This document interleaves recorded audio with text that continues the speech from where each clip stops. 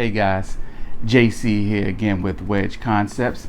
In this video, I'm just going to give you 5 steps to help you get started investing your hard-earned cash.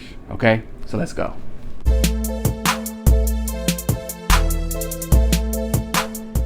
Thank you for checking out my channel.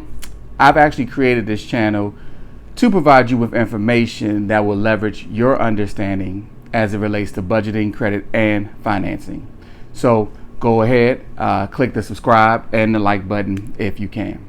Okay, so invest in money. Okay, so before I begin my disclaimer, I am not a financial planner, advisor, analyst. I'm only here providing you with information that I hope will be a benefit to you. Okay, so now when it comes to investing, everybody knows that the stock market is the #1 way folks build their wealth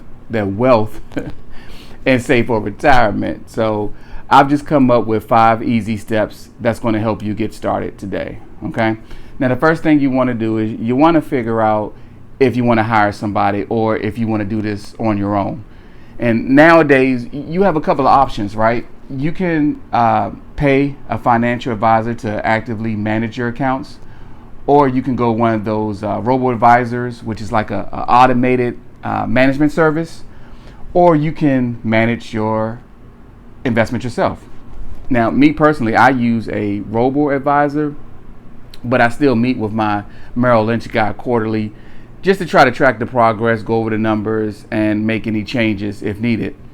But if you want to, manage your investment yourself, Robinhood, I hear, is a very popular app. You can just go ahead, download it, sign up for it, and just start investing, right?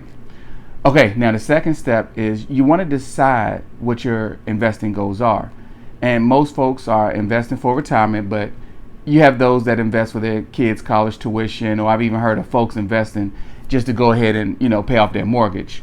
So if you have any, let's say any short money goals, like less than 5 years, a vacation a couple years, you probably should just go ahead and just start saving money now, probably putting it away in some type of savings account with a high yielding account. Or if you have a credit union, most credit unions have like a savings account designed specifically for like holiday or vacation purposes. That might be your best move.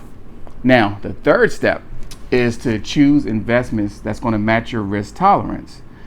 And the most common types of investments we know are like stocks, bonds, funds, and real estate. So stocks are definitely considered high risk, okay, because they're volatile, but they tend to yield the greatest returns, whereas bonds are going to be much more stable and consistent. So the ultimate goal here really is just to allocate and diversify your assets, okay? Diversifying your assets has become super easy, especially with mutual funds, index funds, ETFs, all right?